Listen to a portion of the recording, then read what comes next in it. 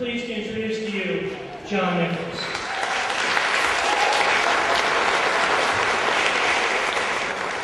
Someone whose activism is known well beyond Philadelphia. What a time to gather in on July 5th, 2007.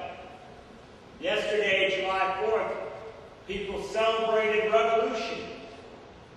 People celebrated the courage of the founders. But you know, the founders weren't any more courageous than the members of our current Congress.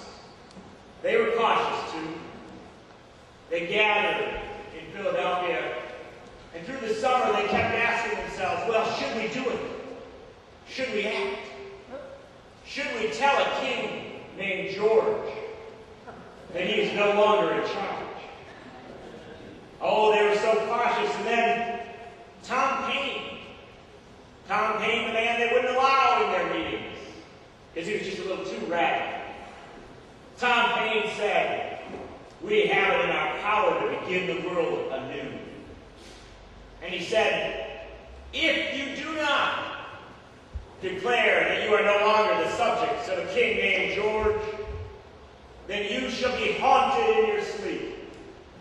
You will know that at the moment in which we have the opportunity, not merely to free ourselves, but to set right the course of the world, we buckle, we flinch, we step back. Do not fail the cause of freedom. Stand up and challenge a king named George.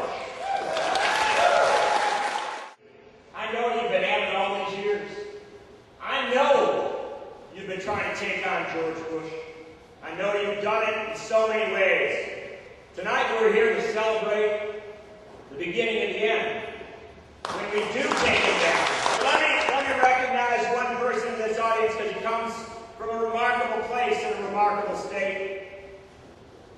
A gentleman named Bruce Marshall from Rochester, Vermont. Rochester, Vermont already did what we wanted Congress to do. It voted for articles of impeachment against George Bush and Dick Cheney. So did 38 other towns across the state of Vermont. You know, in March of this year, Cindy Sheehan and I went up to Vermont. They asked us to come and go up and down the state to speak out on impeachment. We went there not to tell Vermonters what to do. They're very independent people. We went there to tell them what they could do if they so chose. We went to tell them that the Constitution of these United States was written to empower them, to remove an unjust and tyrannical leader, not at the next election, but at the moment of that tyranny and injustice. So we went to 11 towns throughout Vermont during 3 days. They didn't feed us. They didn't even let us get off the bus. We just kept traveling up and down that state. But on the following Tuesday, the people of that state voted town after town in favor of impeachment. Every place they gave them an opportunity to vote, the people voted for impeachment. And I'd love to tell you that Cindy and I convinced them. I actually think it was 3 young veterans who traveled with us on that trip. We said when we went up there, you know, look, the reason we want to impeach this president isn't because we don't like him, because we don't like his damn war. So we want to take with us some kids who've been in this war and let them talk about it as well. One of the people we traveled with was a young man named Matt Howard. He was in the initial invasion of Iraq. And as they went up that road out of Kuwait City toward Baghdad, Matt and the soldiers he went with were given no language training whatsoever. They were given a half hour of cultural training to understand one of the oldest and most complex countries in the world. And then they were told, go for it. Just head up to Baghdad. Take the country over. And so these young Marines headed out in their trucks and their Jeeps. They went up that road. I know it's hard to imagine, but once upon a time, Iraq had paved roads, freeways. It was an easy drive. But at each stop along the way, they had to jump out and stop and cross traffic. So a young Marine would get out. Remember, no language training, no cultural training. He would stand at the intersection. Matt told us the story. Young Marine would stand at the intersection. He would use what he knew. On a Marine base, you train, if you want somebody to stop, you say, halt. Put your fist up and say, halt. And so the young Marine, the first stop, put his fist up and he said, halt.